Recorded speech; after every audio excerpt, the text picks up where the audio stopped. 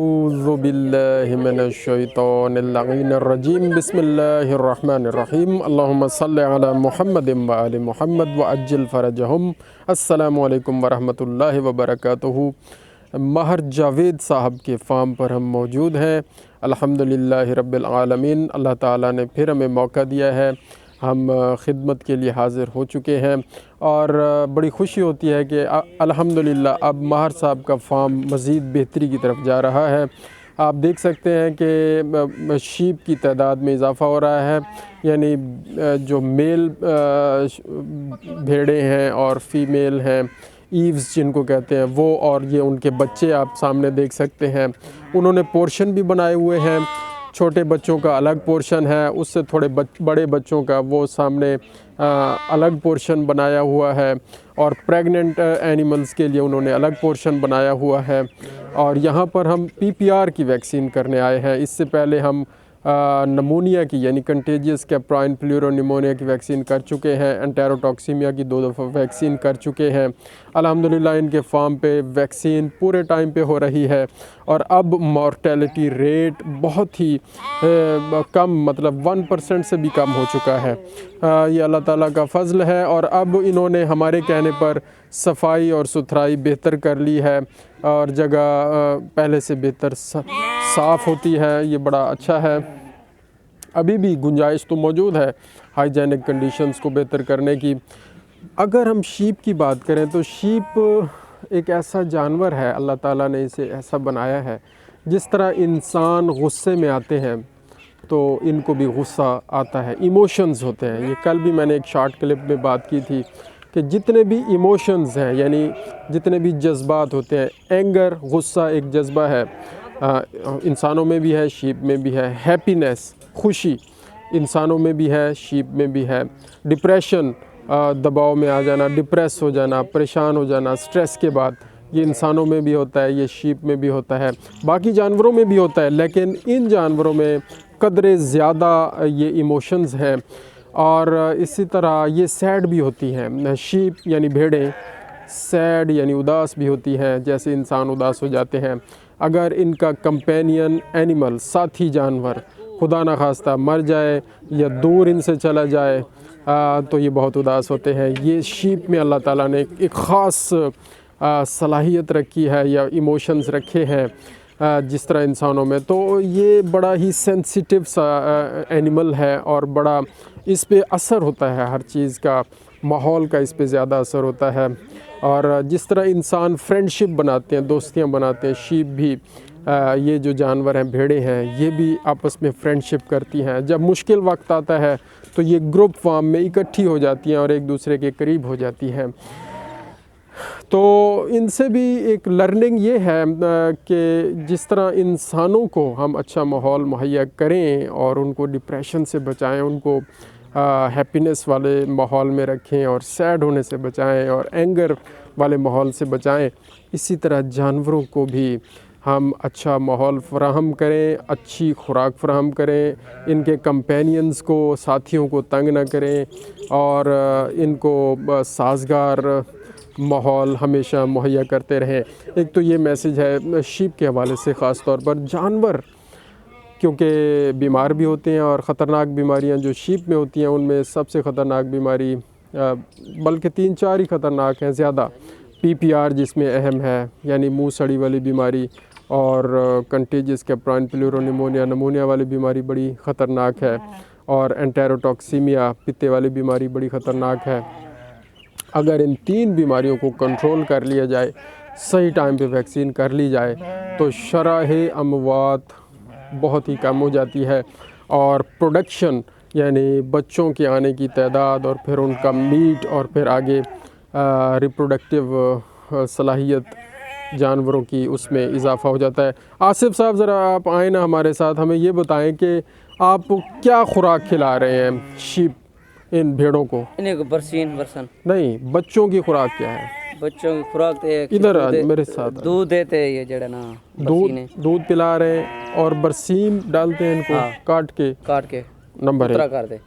ये जो बड़े हैं जानवर, बड़े 4 चौकते हमने इनको पहले चराई पे ले जाते हैं आप? कितनी देर के लिए? ये सुबह दा 8 बजे कड़े ने शाम को 5 बजे तक चलते हैं। अच्छा तुआरे नाल सराकी चाह बंद सवेरे 8 बजे तुसा चराई ते घेन वेंदे वे जी गिन ते शाम 5 बजे वापस आंदे वे 5 बजे वापस। 5 बजे जले आ वेंदे वे वल इन्हें को शाम को क्या खुराक देंदे वे बल शाम को बरसीन थोड़ी थोड़ी साड़ी तो से खुराक साड़ी तो से ओ पहले कट्टी हुई पई होंदी है हाँ ते कटी पई होनी है। ओ जाहिर है को बंदा तुसा जिम्मे लाया होया उसी ओ वल ते कट के आंदा घेन कुठू काटा ना उसी वाली ता कुतर गिंदे हाँ उसो कुतर के के ले भूखे हैं वाला को खवा के तो से खुराक ने पेट फुल कर दे। ओ सारी रात उन्हें काफी होंदे जी सवेरे दोबारा वल चराई ते हाँ सुबह पानी किस टाइम पे लेंदे वे पानी नींद भी उठी कोई नलके दा कोई वाटर शर चलदा पिया या बोरंग शरंग दा ता ओ पिला की तो से शाम को आपदा बर्तन आया उठा पी की तो ने सुबह तो वाटर वाला पानी पी लेंदे वे वाटर बोरंग शरंग दा जाए चलदा पिया होंदे। वाटर वाला पानी नहीं पिलावना बोरंग वाला साफ ताज़ा पानी पिलावने। जी जी दोस्तों यहाँ पर एक चीज़ हम बताते जाएं कि भेड़ों में ख़ास तौर पर बकरियों में भी होता है और बड़े जानवरों में भी होता है जौहड़ तालाब का गंदा पानी वाटर का खड़ा हुआ पानी यानी वाटर हम कहते हैं खाले को उसका वैसे वाटर का मानी पानी होता है हम खाले को कहते हैं सराइकी ज़बान में तो उसके खड़े हुए पानी को अगर हम इस्तेमाल करवाएंगे जानवरों को तो उसमें मच्छर होते हैं इसके अलावा छोटे छोटे मेंढक होते हैं इसके अलावा ऐसे ऐसे लार्वी और प्यूपा और जरासीम होते हैं जो लीवर फ्लूक का सबब बनते हैं। लीवर फ्लूक एक बीमारी है जिगर की बीमारी है जिगर के कीड़ों की बीमारी जिगर के अंदर कीड़े पड़ जाते हैं और जब वो कीड़ों की तादाद में इजाफा होता है तो जिगर से जो आगे एक नाली निकलती है और रतूबत वो लेकर हाजमे की तरफ स्टमक यानी हाजमे मैदे की तरफ लेके जाती है जो नाली वो नाली उन कीड़ों की वजह से बंद हो जाती है।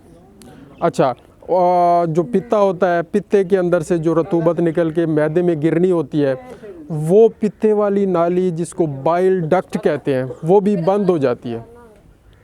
इधर हो भाई थोड़ा सा मैं तुम्हें इधर कर रहा हूँ आप उधर हो रहे हो यार अल्लाह के बंदे। तो वो बंद हो जाती है उसके बंद होने से क्या होता है वो रतूबत वो सारी चीज़ें जानवर के यहाँ पर गर्दन के नीचे जॉज़ के नीचे वो पानी इकट्ठा होना शुरू हो जाता है स्वेलिंग शुरू हो जाती है और पानी छलकना शुरू हो जाता है तो अलामात ज़ाहिर हो जाती हैं कि लीवर फ्लूक का मसला हो चुका है। क्या होता है जानवर ने फिर खाना पीना छोड़ देना है और फिर कमज़ोर होते जाना है और फिर अगर इलाज ना किया जाए तो मर भी जाता है। इसके साथ साथ एक हेमोंकस कंट्रोल्टस भी एक पैरासाइट है शीप में ख़ास तौर पर ये होता है इसकी भी मिलती जुलती अलामात हैं लीवर फ्लूक जैसी अलामात हैं। लीवर फ्लूक में पानी ज़रा नीचे गर्दन के नीचे छलकता है और यहाँ इस जगह आगे वाली जो टांगे हैं और गर्दन है इसके दरमियान वाले एक थैली सी बनती है ये है लीवर फ्लूक में पानी। और जो हेमोंकस कंट्रोल्टस पैरासाइट है जो पेट के कीड़ों में सबसे बड़ा कीड़ा है और इन जानवरों में वो ज़्यादा होता है शीप में जब वो हो जाता है और ये इसी गंदे पानी के पिलाने की वजह से ज़्यादा होता है जौहड़ वाले पानी से ज़्यादा होता है अगर वो हो जाए तो यहाँ पर जबड़ों के नीचे यहाँ पर पानी इकट्ठा शुरू हो जाता है और सोजिश शुरू हो जाती है। तो इलाज क्या है इलाज यही है लीवर फ्लूक के लिए भी एंथलमेंटिक्स यूज़ होते हैं एंटी लीवर फ्लूक दवाइयाँ इस्तेमाल होती हैं आइवरमेक्टिन इस्तेमाल होता है ठीक है ना जी ऑक्सीक्लोजेनाइड केमिकल साल्ट है वो इस्तेमाल करते हैं। तो एक कम्बिनेशन आता है निलविट का या निलजान प्लस का या क्लेफिन प्लस का उन सारे वो सारी चीज़ें और इसी तरह एक है फेगुबेंडा बोलस इन सब में जो कम्बिनेशन है वो लीवर फ्लूक को भी ठीक करता है और बाकी पेट के कीड़ों को भी ठीक करता है। तो पेट के कीड़ों की दवाई कब इस्तेमाल करवाइए शीप इन भेड़ों में सब इन्हें को ठीक है कोई 4 महीने ठीक है इन्हें 4 महीने पहले आपने पेट के कीड़ों की दवाई इस्तेमाल करवाई है जी और एक दफ़ा करवाई है हाँ एक दफ़ा ये गोली खाई ऐसे पहले अच्छा ते 4 महीने पहले ही समय दवाई पिले थे 4 महीने बाद वाले ने कुछ है लिखन से पिले पेट के कीड़ों की दवाई अब ड्यू है भाई अब ज़रूरी है देनी है इनको ज़रूरी इंशाल्लाह हम रिकमेंड करते हैं मार साहब से मिलकर ये बात उनको समझाते हैं।